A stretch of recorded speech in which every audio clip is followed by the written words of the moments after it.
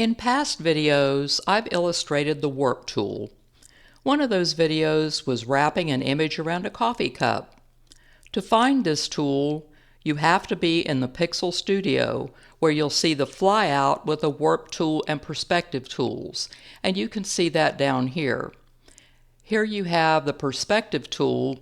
Generally that's used if you want to warp something around an object because it keeps everything in perspective. Here's the warp tool, where you use that if you just want to warp an object or distort it. And then there's this thing called the deform tool. I swear this wasn't there before the last update. Of course, I could be mistaken. Memory issues. I'm old. In this video, we're going to be taking a look at warp groups, not the individual tools. There's a reason I'm doing this. I want to make flags from different states and countries to upload on Pixabay and to put on shirts. The flags need to look like they're blowing in the wind, and to achieve that, they have to be warped. This is a real hassle if you want to warp tons of flag images. There is a way to warp one flag and copy the warp group to other flags. To find the warp group, you want to go up here and click on Vector. It really doesn't matter at this point if you're in the Pixel Studio or the Vector Studio. But you click on Vector and then you get a drop down, and down here you have New Warp Group. Oh, and before I forget, because I just did, in order to see anything in here, you'd better have the object that you're going to be warping selected, and I didn't. So we will select that. I'll go back up here to Vector, go to New Warp Group, and then you'll see all these different types of warps. You have the mesh group, the quad group, perspective, arc vertical, horizontal vertical, fisheye, and twist. So right now we're just going to do the top one, and I'm going to click mesh, which is going to give you a little grid. Notice also that the Move tool has now changed into the Node tool, because that's where you're going to be moving around these little nodes in order to warp things. So also notice up here, it tells you that you're in the warp group. The warp group you're in is Mesh. You can reset it if you want. And then you have Smooth warping, and then you have Pointy warping, which is called Cusp. So if I were to pull on one of these nodes, it's going to warp it, and then of course here's your handles. So it's just like when we were doing the nodes with the handles and all that. There's really no difference. And so right here you have another warp, and you can push this down and like that, depending on what kind of warping that you have. And so that's going to warp this object. If you don't want this smooth warping like that, then what you do is you go up here and you click this called Cusp, and notice that this is changed into a square node. And so you can, when you move the handles, now the handles move down like this, and you get a pointy node instead of a rounded object. So you get a sharper shape. I guess you could use that if you were doing like waves in water and all that stuff. Now, if you want to see the different types of warps, you can also warp groups. You can also come up here. So let's reset this. So if I press reset, it will change it back to default. And then I can go up here and notice that just like in the other menu we were in, you also have a menu here, and you can change your warp groups depending on what you want. So if you want to use quad, you click on quad, and that will give you this group. If you want to click on perspective, you can click on this group, and of course this is what I was talking about, where you can move it around. And it happens with all these, but with the perspective one, of course, you move this around if you want to wrap things around an object and you want to keep the perspective of what you're wrapping it around. So basically all I'm doing is just playing. And so I'll reset that one, and it resets back.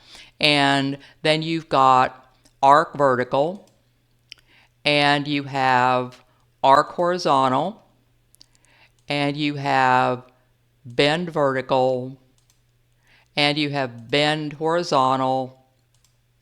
You have fisheye, which creates the fisheye in the middle, and you have twist, where you got twisty stuff in the middle. Okay, so that's how you do all that. And whenever you select the warp group, the particular warp group you want, you can always alter it into the shape you want. So basically, I guess this takes a little bit of planning in advance. You select the warp group you want because you know what you're trying to get out of it in the end. And when you select that warp group, then you can warp it individually in whatever type of warping that you want to make the shape you want, or whatever you decide to do. Basically, you just adjust your effect the way you want it. Then to go back, we just go reset. I want to use the warp tool group to make my flag look like it's waving. I've opened a new document, and I want to use an American flag that I made for a 250 anniversary t-shirt. I have it open in another tab, and since it's in a group, you see the tab up here, so I'll click on the tab, and since it's in a group, we can't go File and Place because it's got all the components of it down here, the stars and the stripes and all that kind of thing, and I just put it together with shapes. So what we're going to have to do is to take this group, and I'm going to right-click on it, and then go Copy, and then go over to this thing that says Untitled, and then right-click again, and then go Paste. And so now all I'll have to do is to resize it. So I'll resize it. And the reason that I'm resizing it is because I want to bring in the flag that I'm going to copy the warp over. But what I want to do is I want to do the warp first. So as you'll see down here, well, maybe I'll make this bigger until I get done. Okay, I'll just make it bigger, and I can always reduce it later. So I want to do the warping stuff. And as you see down here, I have all the elements of my group. I have the stars, and I have the stripes. It says rectangles because I didn't do anything like that. So basically, I have this blue background, the stars and the stripes, and I want to warp it so that it looks like the flag is waving. So I want to make sure that my group is selected, and then I want to go up to Vector, and then New Warp Group, and I'm going to select Perspective. Now, as I said before earlier, you normally use perspective when you're trying to mold things around an object because it keeps, well, everything in perspective. This doesn't really matter, but when I was warping other things like flags, I'd use the perspective thing, and it worked well for me, and that's really the only reason I'm doing this. Notice over here it says we now have a warp group. So we have our warp group, and then we have our flag underneath. Okay, so I want to warp this thing to where it looks like it's waving. So I'm just going to take these nodes and move them around, and I want to make this go up a little bit. So I'll just click here and make another node, and then basically I don't move the nodes as much as I move the handles. I want to make it look like it's waving, so I'll do that. And then let me see. Okay, do that. And then come down here and then make that go up like that. And then go up here, put another node there, and bring this down just a tad, and then pull this out so it looks more realistic. And then we have one here, and basically just keep on going until you get something you like. A lot of the things I do don't turn out real well. So you want to get one thing that you like so that you can use it all the time. Let me take this and move it over a little bit. Move that down so that it looks like it's waving in the breeze. Then when you get something that you like, I only halfway like this to be perfectly honest. I want that to go up a little bit more and this to come down a little bit more. And then I'm going to click out of it so that I can see what it looks like, because I really can't see that. I think I'm going to stick with that, although, no, I'm not. I'm really not. I really don't like that very much. So we need to get back here. I need to move this up and then pull that down. Make this a little bit more rounded. That's what I need.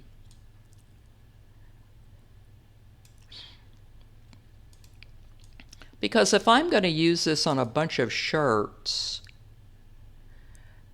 you know, I really want it to be something that I really am going to be good with. That probably needs to be a little bit flatter. Like that, pull that down. And we will pull this over.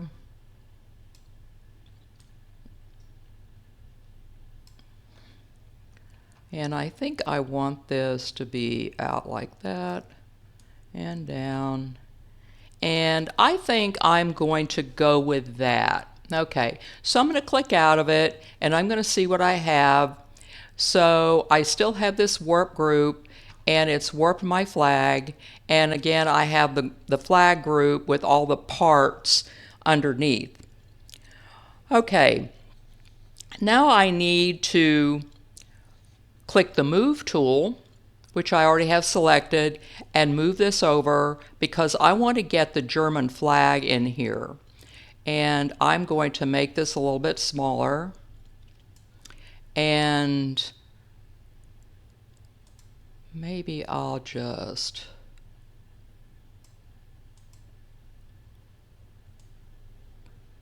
do that. And move that down.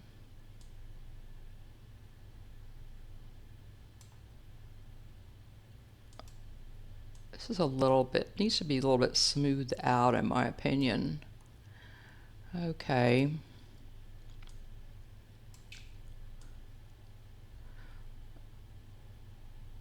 Alrighty, so I have my flag. To tell you the truth, I'm probably going to do that over. Now, we need to know, now that I've resized my flag, I'm going to click on the flag group. And the flag group says that the width of my flag is 126.1 and that the height is 75.9.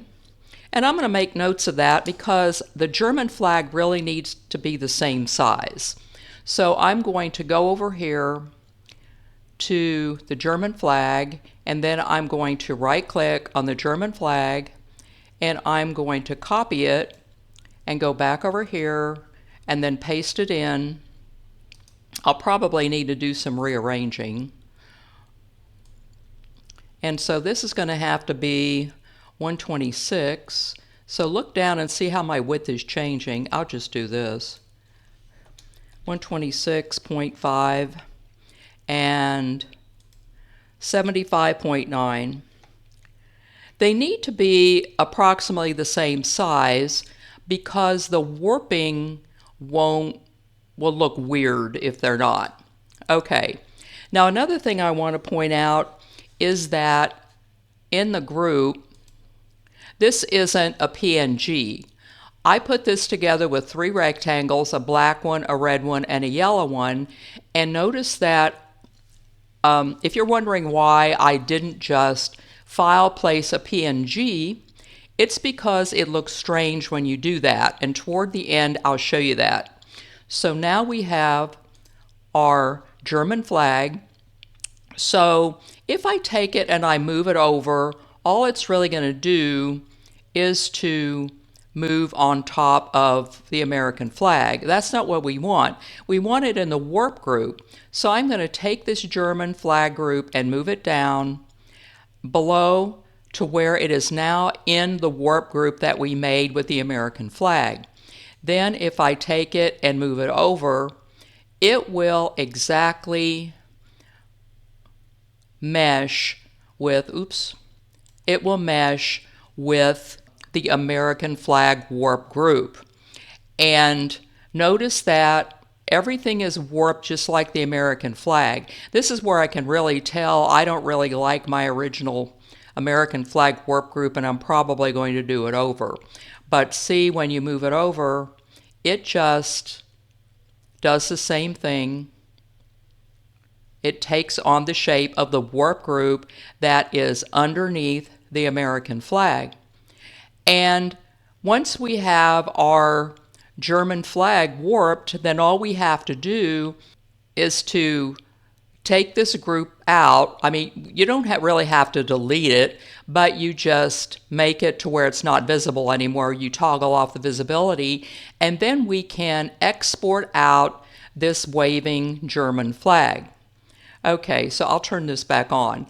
You really don't want to export the whole thing out because you really don't have to, and by turning this off, all you're really doing is you're exporting out the German flag. So you'd export it out and then export it out as a PNG. So you can save the American flag group if you like that. And as I said before, this looks pretty bad and I'll probably redo it. Now, I said that there is a reason why I didn't use the German flag. Okay, I'll move that over because you can tell if it's still in there. You can tell because, let's say, I'm going to take this out again. So I'll take this out of the group, and now we just have the American flag in the group. Now, let me just delete this so I have some room. I'm going to delete this.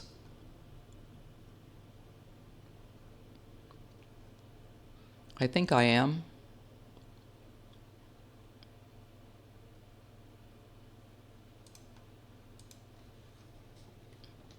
Okay, I just deleted it with the shortcut key. Now, let's say that I want to try to do this with a PNG. So I'm going to go File and Place, and then I'm going to hunt down a German flag PNG. And it's going to be under Flags. Okay, so right there, I have the PNG. And I'm going to open it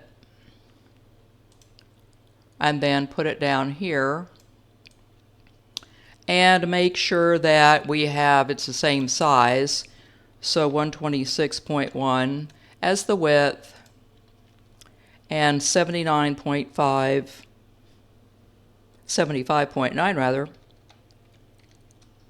as the height. So we have our German flag, but this is a PNG. It doesn't have the different shapes. So if you take this and let's put it in the group and then move it in and make it fit. Now there is an obvious problem with this. Mainly what has happened is that since it's just a single PNG, this middle piece right here and anything that's in here is not warping. It's only the outside. So what you really need to do is if you're going to do something like this that has a lot of components in it, you really need to do the group and don't do the PNG that you exported out from the group. I mean, that just looks really bizarre. And this doesn't look that great anyway. So it goes in, but basically the only thing that changes is the perimeter. Nothing in the middle has deformed, so I don't know what this looks like. So that's why you do that. You don't want to do anything. You want to bring in a flag group, and that's what I'm going to do. I plan on making a lot of flags. I already have a warped flag that's warped the way I like it, so I'm going to use that. I'm not going to use this one. This one just looks too funny.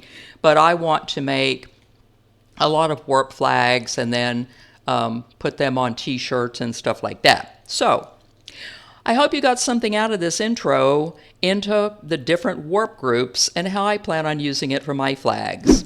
Remember to like, subscribe, and ring that notification bell to stay up to date on future videos.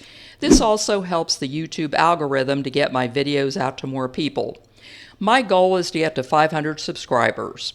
Check out my shops on Redbubble and TeePublic, where I'm using the designs I made in Affinity on different merchandise. Maybe those of you learning the program too may be interested in doing something similar. So keep that on your mind. I'll let you know how this adventure goes so you can see me learning all this in real time. Help support my channel by buying me a cup of coffee on my Buy Me a Coffee page. I'll try to post more than I've been doing. I haven't really been keeping up with it too much. All the links for this stuff are in the description of my channel.